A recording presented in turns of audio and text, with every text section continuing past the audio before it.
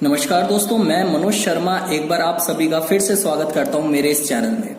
दोस्तों, आज के वीडियो में हम chapter number 6 lines and angles के बारे में बात करेंगे, जिसमें आज की क्लास में सिर्फ हम उसके basic concepts and basic definitions के बारे में बात करेंगे जो लाइंस और एंगल्स की होंगी। चलिए शुरू करते हैं। सबसे पहले हम बात करते हैं आज के इस वीडियो में लाइन के बारे में। हम समझते हैं कि ये लाइन क्या होती है। देखो, जैसे कि ये एक लाइन है, लेकिन अभी अगर हमें समझना है कि आखिर एक्चुअल में लाइन क्या होती है, तो इसकी हमें कुछ प्रॉपर्टीज समझनी पड़ेगी। पहली, a line is always straight. Line हमेशा सीधी होती है। हैज नो थिकनेस, इसकी कोई मोटाई नहीं होती। एक्सटेंडेड इन बोथ डायरेक्शन, ये दोनों डायरेक्शन में एक्सटेंड हो सकती है। हैज नो एंड्स, लाइन उसे कहते हैं जिसके कोई भी एंड पॉइंट्स नहीं होते। आप देख सकते हो यहां पे भी आपको कोई एंड पॉइंट नजर नहीं आ रहा और यहां पे भी आपको कोई एंड पॉइंट नजर नहीं आ रहा। तो जब जिसके दो एंड पॉइंट्स नहीं होते तो उसको हम लाइन कहते हैं। एक बार हम फिर से पढ़ते हैं कि लाइन क्या होती है। A line is always straight, line हमेशा सीधी होती है। हैज नो थिकनेस, इसकी कोई भी मोटाई नहीं होती। एक्सटेंडेड इन बोथ डायरेक्शन, इधर से भी हम किधर आगे तक ले जा सकते हैं और यहां से भी हम इस तरफ कितना भी ले जा सकते हैं, यानी कि इनको दोनों डायरेक्शन में हम क्या कर सकते हैं, एक्सटेंड कर सकते हैं। हैज नो एंड्स, यहां पर आप देख सकते हो इसका कोई भी एंड पॉइंट नहीं है, ना तो यहां पर है और ना यहां पर है। तो जब दोनों तरफ कोई भी एंड पॉइंट्स नजर नहीं आते तो उसको हम लाइन कहते हैं। अब लाइन समझ लेने के बाद अब हम समझते हैं कि आखिर रे क्या होती है। देखो, अ रे, when a line has one and it's called a रे। जब किसी लाइन का सिर्फ एक एंड पॉइंट होता है उसे हम रे कहते हैं। आप देख सकते हो ये एक लाइन है जिसका सिर्फ एक ही एंड पॉइंट है, जिसका नाम दे रखा है हमने ए। दूसरी तरफ आप देखोगे कोई भी एंड पॉइंट नहीं है, इसलिए हम इसे रे कहते हैं। इसका बहुत अच्छा एग्जांपल है दोस्तों, जैसे कि टॉर्च। आप देखोगे टॉर्च जिसका एक एंड पॉइंट है, यहाँ पर स्टार्टिंग पॉइंट कहते हैं इसे हम, लेकिन जब हम टॉर्च ऑन करते हैं तो इसमें से जो लाइट निकलती है ये कहीं तक भी जा सकती है, कितनी भी जा सकती है ये हमें नहीं पता। इसलिए हम यहाँ पर ये कह सकते हैं कि इसका एक एंड पॉइंट है, लेकिन यहाँ पर कोई भी एंड पॉइंट्स नहीं है, इसलिए इन सबको हम रेस कहेंगे। तो रे के बारे में आप लोगों ने जान लिया कि रे क्या होती है। चलिए आगे चलते हैं, हम कुछ और बातें जानते हैं इसी के बारे में। हम रे के बारे में समझ लेने के बाद अब हम स्टार्ट करते हैं कि आखिर लाइन सेगमेंट्स क्या होते हैं। देखिए, line segment, when a line has two ends it's called a line segment. जब किसी लाइन के दो एंड पॉइंट्स आपको नजर आते हैं तो उसी को हम लाइन सेगमेंट बोलते हैं। आप देख सकते हो ये एक लाइन है, जैसे यहां पर भी एक पॉइंट नजर आ रहा है ए, यहां पर पॉइंट नजर आ रहा है बी, इसलिए हम इसे लाइन सेगमेंट बोलते हैं। इन शॉर्ट में अगर हम तीनों को समझें तो हमने देखा कि लाइन का मतलब होता है नो एंड पॉइंट्स, जिसके कोई भी एंड पॉइंट्स नहीं होते उसे हम लाइन कहते हैं। फिर हमने उसके बाद पढ़ा कि रे क्या होती है। तो रे में हमने देखा जिसका एक एंड पॉइंट होता है लेकिन दूसरी तरफ कोई भी एंड पॉइंट नहीं होता, उसे हम रे कहते हैं। फिर हमने जाना कि लाइन सेगमेंट क्या होता है। तो हमने देखा जिस लाइन के दो एंड पॉइंट्स होते हैं उसे हम लाइन सेगमेंट बोलते हैं। आप देख सकते हो यहाँ पे दो एंड पॉइंट्स नजर आ रहे हैं, एक ए और दूसरा बी। चलिए आगे बढ़ते हैं। अब हम देखते हैं कि पॉइंट क्या होता है। A point is the dot which has no dimensions. Point एक डॉट होता है जिसका कोई भी डायमेंशन नहीं होता। आप देख सकते हो जैसे कि मैंने यहाँ पे एक पॉइंट बना दिया ए, इसका कोई भी अपने आप में डायमेंशंस नहीं है, इसलिए हम इसे पॉइंट कहते हैं। चलिए आगे चलते हैं, हम बात करते हैं intersecting and non intersecting lines. Intersecting lines वो लाइंस होती है जो आपस में एक दूसरे को इंटरसेक्ट कर जाती है। यानी कि आप देख सकते हो यहां पे दो लाइन है, एक L और एक M। इन दोनों लाइंस ने एक दूसरे को इंटरसेक्ट कर दिया O पॉइंट पर, इसलिए इन लाइंस को हम क्या बोलते हैं? इंटरसेक्टिंग लाइंस, जो आपस में मिल जाती है। फिर दूसरी तरफ अगर हम बात करें नॉन इंटरसेक्टिंग लाइंस की, तो नॉन इंटरसेक्टिंग लाइंस का उस लाइंस को कहते हैं जो कभी भी आपस में एक दूसरे को इंटरसेक्ट नहीं करेगी। आप देख सकते हो P एक लाइन है, Q एक लाइन है, और ये दोनों लाइन कहीं से भी एक दूसरे को टच नहीं कर रही या इंटरसेक्ट नहीं कर रही, इसलिए इन लाइंस को हम पैरेलल लाइंस भी बोलते हैं, क्योंकि ये एक दूसरे के पैरेलल है। उसके बाद अगर हम आगे चलें तो आगे हम पढ़ते हैं collinear and non collinear points. Collinear points क्या होते हैं? व्हेन 3 और more points lie on the same line. जब 3 या 3 से ज्यादा पॉइंट्स सेम लाइन पर आते हैं तो उसे हम कॉलिनियर पॉइंट्स कहते हैं। जैसे कि आप देख सकते हैं कि यहाँ पे हमने एक लाइन खींची हुई है। इस लाइन पर आप देखोगे 4 पॉइंट्स आ रहे हैं, एक ही लाइन पर आ रहे हैं, लेकिन A B C D एक ही लाइन में आ रहे हैं, इसलिए हम इसे कॉलिनियर कहते हैं। फिर बात करते हैं नॉन कॉलिनियर पॉइंट्स की, कि नॉन कॉलिनियर पॉइंट्स क्या होते हैं। नॉन कॉलिनियर पॉइंट्स का मतलब होता है व्हेन 3 और more points do not lie on the same line, it's called non collinear points. आप देख सकते हो एक पॉइंट यहां पे है A, एक पॉइंट यहां पे है B, एक पॉइंट यहां पे है C। ये कहीं से भी एक ही लाइन में नजर नहीं आ रहे, इसलिए हम इसे नॉन कॉलिनियर पॉइंट्स बोलते हैं। तो एक बार हम फिर से एक बार देख लेते हैं कि हमने क्या पढ़ा। इंटरसेक्टिंग लाइंस का मतलब जहां पे दो लाइंस आपस में एक दूसरे को इंटरसेक्ट कर जाती है, उन्हें हम इंटरसेक्टिंग लाइंस कहते हैं। नॉन इंटरसेक्टिंग लाइंस में हमने पढ़ा कि जहां पे दो लाइंस आपस में एक दूसरे को काटती नहीं है, यानी कि इंटरसेक्ट नहीं करती, तो उनको हम नॉन इंटरसेक्टिंग लाइंस कहते हैं, जिसका दूसरा नाम पैरेलल लाइंस भी है। फिर हमने कॉलिनियर और नॉन कॉलिनियर पॉइंट्स में क्या पढ़ा कि कॉलिनियर पॉइंट्स उसे कहते हैं जब 3 या 3 से ज्यादा पॉइंट्स एक ही लाइन पे आते हैं, उसे हम कॉलिनियर पॉइंट्स कहते हैं। लेकिन जब 3 या 3 से ज्यादा पॉइंट्स एक ही लाइन में नहीं आते, तो उसे हम नॉन कॉलिनियर पॉइंट्स कहते हैं। हम एंगल्स के बारे में जानेंगे कि आखिर एंगल क्या होता है, कैसे बनता है और कितने तरह के एंगल्स होते हैं। When 2 rays are originated from same point, an angle is formed. जब भी किसी सेम पॉइंट से 2 रेस बनती है, तो हमेशा उन रेस के बीच में जो चीज बनती है उसको हम एंगल कहते हैं। आप देख सकते हो ये एक सेम पॉइंट है, इस सेम पॉइंट से एक रे ये जा रही है और एक रे ये जा रही है, और इन दोनों रेस के बीच में जो चीज निकलकर आई हमारे पास, उसको हम एंगल के नाम से जानते हैं। और जो सेम पॉइंट होता है उसको हम वर्टेक्स कहते हैं। और साथ ही साथ ये जो 2 रेस हमने खींची है, इन्हें हम आर्म्स कहते हैं। तो एक बार आप फिर से समझिए, जब किसी सेम पॉइंट से आप 2 रेस बनाते हो, तो उनके बीच में आने वाली चीज को हम एंगल कहते हैं, और उस सेम पॉइंट को हम वर्टेक्स के नाम से जानते हैं, और इन 2 रेस को हम आर्म्स कहते हैं। The corner point is called vertex, the rays making an angle is called arms और साइड्स।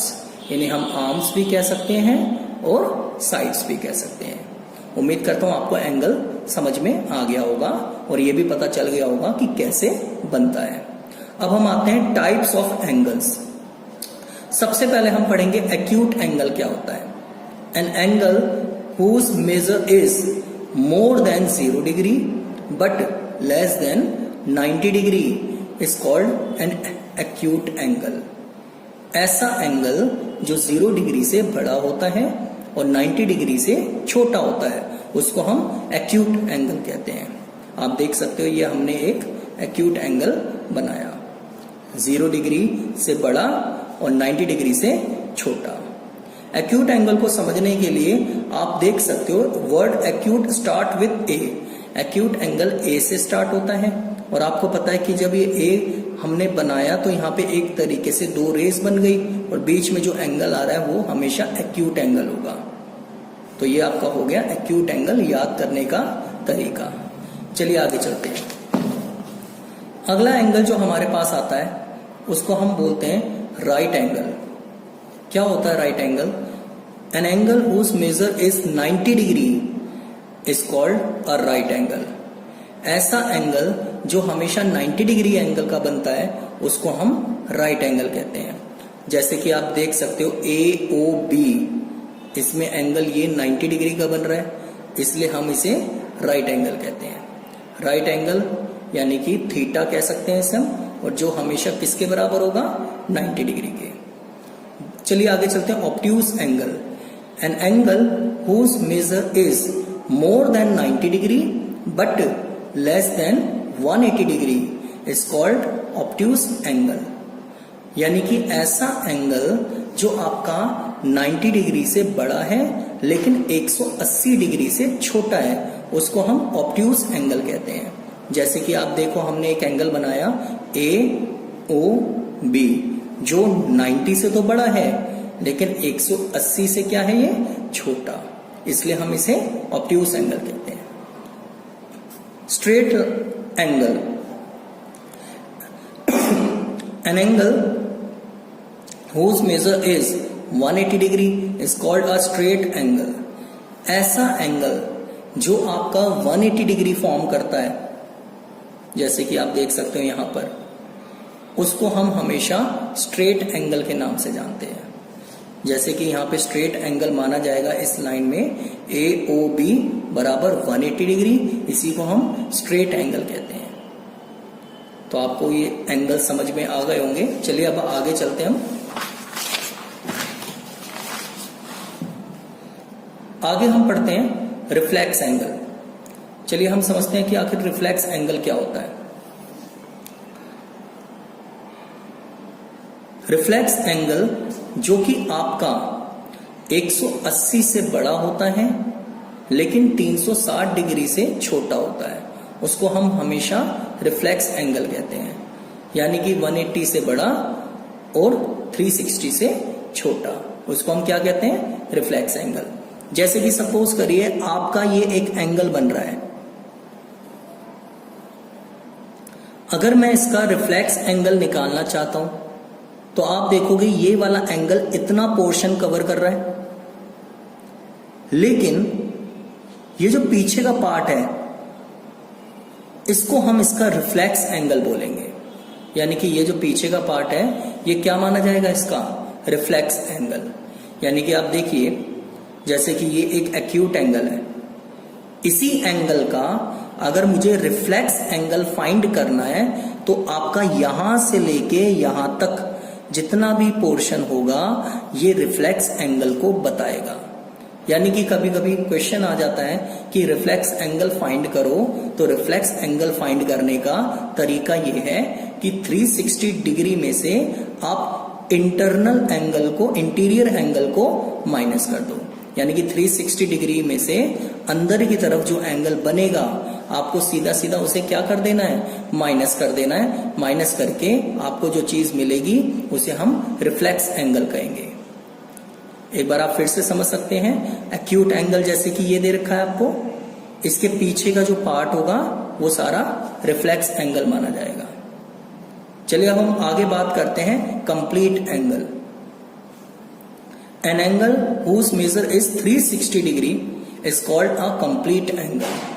आप देख सकते हो ऐसा एंगल जो पूरी तरीके से कंप्लीट है, यहां पे आप देख सकते हो ये पूरा राउंड हो रखा है, तो इसको हम कंप्लीट एंगल के नाम से जानते हैं, जो कि आपका हमेशा 360 डिग्री होता है। जो कि आप देख भी सकते हो ये 360 डिग्री बनेगा क्योंकि पूरा का पूरा राउंड हो रहा है। अब हम बात करते हैं बाइसेक्टर्स ऑफ एन एंगल। अ रे विच divides the angle into two equal parts is called the bisector of an angle. आप देखोगे अगर रे किसी एंगल को अगर दो इक्वल पार्ट्स में डिवाइड करती है तो उसे हम बाइसेक्टर ऑफ एन एंगल कहते हैं। जैसे कि आप देख सकते हो एक एंगल है आपका AOB, हमने एक रे खींची बिल्कुल बीच में से, आपने देखा इस रे को खींचते साथ ही ये वाला एंगल और ये वाला एंगल दो इक्वल पार्ट्स में डिवाइड हो गया। और जब भी कोई रे दो इक्वल पार्ट्स में डिवाइड कर देती है किसी एंगल को तो हम उसे बाइसेक्टर ऑफ एन एंगल कहते हैं। जैसे कि इस फिगर में आप देख सकते हो एंगल BOC यानी कि ये वाला एंगल आपका बराबर होगा COA यानी कि इसके तो इसे हम बोलेंगे OC is the bisector of angle AOB, यानी कि OC जो है वो AOB का क्या है, एक बाइसेक्टर है। उसके बाद हम बात करते हैं कॉम्प्लीमेंट्री एंगल्स। अब आप समझना कि कॉम्प्लीमेंट्री एंगल्स क्या होते हैं।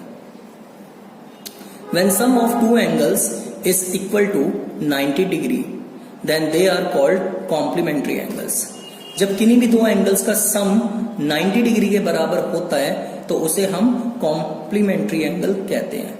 जैसे कि आप देख सकते हो एक यहाँ पे y डिग्री है, एक एंगल x है, इन दोनों का सम 90 डिग्री होगा तो इसे हम कॉम्प्लीमेंट्री एंगल्स कहते हैं। जैसे कि आप एक एग्जांपल देख सकते हैं, ये 60 डिग्री, ये 30 डिग्री, यानी कि आपका एक एंगल होगा AOB 30 डिग्री, BOC 60 डिग्री, और इन दोनों का अगर हम सम करेंगे तो ये 90 डिग्री के बराबर आ रहा है, इसलिए हम इसे कॉम्प्लीमेंट्री एंगल्स कहते हैं। एक नोट पर ध्यान देना आप लोगों का जरूरी है। लिखा है two complementary angles are called the complement of each other. दो कॉम्प्लीमेंट्री एंगल्स जो होते हैं वो एक दूसरे के कॉम्प्लीमेंट होते हैं।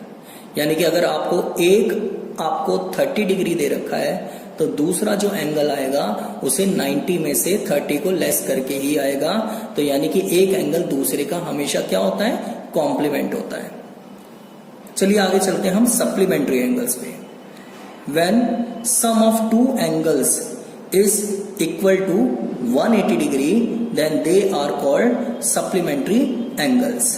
यानी कि जब दो एंगल्स का सम आपका 180 डिग्री के बराबर होता है तो उसे हम सप्लीमेंट्री एंगल्स कहते हैं।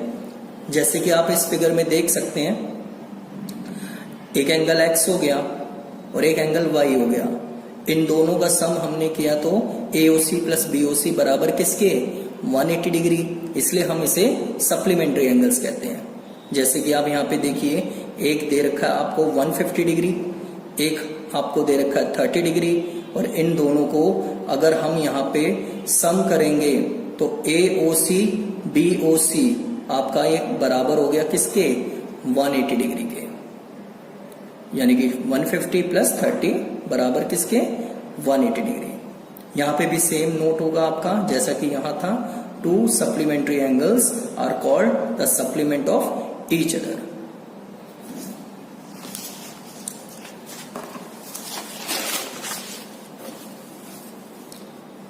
कंफ्यूज तो नहीं हो गए आप लोग? अगर आप कंफ्यूज हो गए हो तो एक बार आप दोबारा समझिए इस चीज को। कंफ्यूज होने की आपको कोई जरूरत नहीं है। कॉम्प्लीमेंट्री स्टार्ट होता है C से। C होता है हमेशा कॉर्नर वाला और कॉर्नर हमेशा होता है 90 डिग्री। सप्लीमेंट्री स्टार्ट होता है S से। S फॉर स्ट्रेट, और straight line angle, straight angle आपका हमेशा किसके बराबर होता है, 180 डिग्री के। यानी कि आपको बिल्कुल भी कंफ्यूज नहीं होना है कि कॉम्प्लीमेंट्री एंगल्स क्या होते हैं और सप्लीमेंट्री एंगल्स क्या होते हैं। मैं एक बार आपको फिर से बता देता हूं कि कॉम्प्लीमेंट्री एंगल्स वो एंगल्स होते हैं जिनमें दो एंगल्स का सम आपका 90 डिग्री के बराबर आता है, और सप्लीमेंट्री एंगल्स वो एंगल्स होते हैं जिनमें दो एंगल्स का सम 180 डिग्री आता है। बहुत ही इंटरेस्टिंग चीज करने वाले हैं जिसका नाम है adjacent angles. Two angles are called adjacent angles when they have common vertex, one common arm, and don't overlap. आप देखेंगे जब भी हम बात एडजेसेंट एंगल की करते हैं, जैसे कि आप सपोज करिए कि ये एक आपको एंगल नजर आ रहा है ABC, आपको दिखाई दे रहा होगा ये BD जो है इसको हम कॉमन आर्म बोलते हैं, और ये जो पॉइंट है आपका इसको हम कॉमन वर्टेक्स बोलते हैं, और साथ ही साथ यहां पे एक एंगल बनेगा X, नाम दे दिया हमने इसे, और दूसरी तरफ एंगल बनेगा Y। ये आपके एडजेसेंट एंगल्स होते हैं, यानी कि X और Y को आप क्या बोलोगे? Adjacent angles. Hence X and Y are adjacent angles. एक बार फिर से आप देखिए, एडजेसेंट एंगल्स उन एंगल्स को कहते हैं जिनमें कॉमन आर्म होनी चाहिए और एक कॉमन वर्टेक्स होना चाहिए, साथ ही साथ यहाँ पे दो, एक इस तरफ एंगल होना चाहिए और एक इस तरफ एंगल होना चाहिए, लेकिन ध्यान रखना ये ओवरलैप नहीं करना चाहिए। जैसे कि आप देखो ओवरलैप का मतलब क्या हुआ, मैंने एक लाइन खींची और यहाँ पे एक ऐसे खींचा मैंने कॉमन आर्म, तो मैंने क्या किया, एक ऐसे एंगल बना दिया एक ही लाइन को लेकर, तो ये ओवरलैप हो गया ना। और ओवरलैप ना करने का मतलब ये होता है कि आपने एक ऐसा करा, एक ऐसा बना दिया और दूसरा ये वाला एंगल आया, तो ये जो होते हैं इसे हम कहते हैं डोंट ओवरलैप। तो हमें इससे मतलब है, अगर यहां पे ओवरलैप कर रहे हैं तो ये एडजेसेंट एंगल्स नहीं है। चलिए हम कुछ केसेस पढ़ते हैं जहां पे हम ये जानेंगे कि ओवरलैप एंगल कब होता है या फिर एडजेसेंट एंगल्स कब होते हैं और कब नहीं होते हैं। आप देख सकते हो केस 1 में यहां पर आपको एक एंगल दे रखा है, इसके अंदर आप देखोगे कॉमन वर्टेक्स तो नजर आ रहा है ये वाला पॉइंट, बट यहां पे कोई भी कॉमन आर्म नजर नहीं आ रही है, क्योंकि आप देखोगे ये एक अलग आर्म है और एक ये अलग आर्म है, इसलिए इसको हम एडजेसेंट एंगल्स नहीं कहेंगे, तो लिखेंगे नॉट एडजेसेंट एंगल्स। चलिए आइए दूसरा केस देखिए आप लोग। इस फिगर में आप देखोगे यहां पर आपको ये एंगल दे रखा है Y और एक तरफ आपको दे रखा है एंगल X, तो यहां पे आपको कॉमन वर्टेक्स नजर नहीं आ रहा कहीं पे भी कि दोनों एक ही लाइन से शुरू हो रहे हो, एक ही पॉइंट से शुरू हो रहे हो, लेकिन आपको कॉमन आर्म तो नजर आ रही है, लेकिन यहां पे क्योंकि कॉमन वर्टेक्स नहीं है इसलिए इसको भी हम एडजेसेंट एंगल्स नहीं कहेंगे। चलिए आगे करते हैं तीसरा केस। तीसरे केस में आप लोग देखोगे यहां पर इस फिगर में आपको ये बिल्कुल पहले जैसी फिगर है, इसमें आप देखोगे आपको एक पॉइंट नजर आ रहा है B, ये आपका कॉमन वर्टेक्स हो गया, आपको BD नजर आ रहा है, ये आपकी कॉमन आर्म नजर आ गई, लेकिन यहां पर आप देखोगे कि एंगल कुछ इस तरीके से बन रहे हैं, दैट मीन्स कि ये ओवरलैप कर रहे हैं, तो इसमें यहाँ पे दो कंडीशन तो सेटिस्फाई हो गई, कॉमन वर्टेक्स और कॉमन आर्म, बट एंगल क्योंकि ओवरलैप कर रहे हैं ईच अदर, तो यहां पे आप देखोगे कि यहां पर इसको भी हम एडजेसेंट एंगल्स नहीं कहेंगे। अगर हम बात करें प्रॉपर्टीज की तो हमेशा याद रखना, प्रॉपर्टीज में आप देख सकते हो when two angles are adjacent then their sum is always equal to the angle formed by the two non common arms. आप देख सकते हो AB और BC ये आपकी नॉन कॉमन आर्म्स मानी जाती है। यहां पर हमने एक कॉमन आर्म खींची, ये आपका एंगल Y हो गया, ये आपका एंगल X हो गया और ये पूरा एंगल हमने नाम दे दिया Z। तो हम कह सकते हैं कि एंगल Z जो होगा वो बराबर होगा angle Y plus angle X के। दैट मीन्स कि एंगल ABC बराबर होगा किसके? ABD plus DBC, ABD plus DBC के। तो उम्मीद करता हूं आपको एडजेसेंट एंगल्स के बारे में अच्छे से बातें समझ में आ गई होगी कि एडजेसेंट एंगल्स कब माने जाते हैं और कब नहीं माने जाते हैं। चलिए हम आगे शुरू करते हैं एक और इम्पॉर्टेंट चीज जिसका नाम है लीनियर पेयर। आप देखेंगे जब भी हम बात करते हैं लीनियर पेयर की, हमें काफी सारी इसके अंदर बातें हैं ऐसी जो समझनी है। तो सबसे पहले हम देखेंगे लीनियर पेयर एंगल्स क्या होते हैं। In case if non common arm form a straight line, ये रही आपकी non common arm A B और बी सी, और आपकी यही एक स्ट्रेट लाइन भी बनाती है। Then angle X and angle Y called a linear pair of angles, यानी कि एक्स और वाई को हम लीनियर पेयर कहते हैं। अब हम अगर अब बात करें आगे कि लीनियर पेयर एक्सियम क्या होता है, तो आप देख सकते हैं when the sum of two adjacent angles is 180 degree then they are called a linear pair of angles। आप देखो यहां पे ए बी और बी सी एक लाइन है आपकी पूरी, यहां पर आपने देखा एक तरफ एंगल y बन रहा है और एक तरफ एंगल z x बन रहा है, और ये पूरा एंगल हमने क्या नाम दे दिया इसे z। तो हम कह सकते हैं कि यहां पे angle x plus angle y बराबर किसके होगा, z के। लेकिन हम देखते हैं कि z तो एक स्ट्रेट लाइन एंगल बना रहा है, तो इसलिए एंगल x प्लस y हमेशा किसके बराबर होगा, 180 डिग्री के। यानी कि हम कह सकते हैं कि लीनियर पेयर एक्सियम में हमेशा दो एंगल्स जो एडजेसेंट की शेप में होते हैं वो हमेशा 180 डिग्री के बराबर होते हैं। उम्मीद करता हूं कि आपको लीनियर पेयर एंगल समझ में आ गए होंगे। अब चलिए हम आगे शुरू करते हैं एक्सियम 6.1।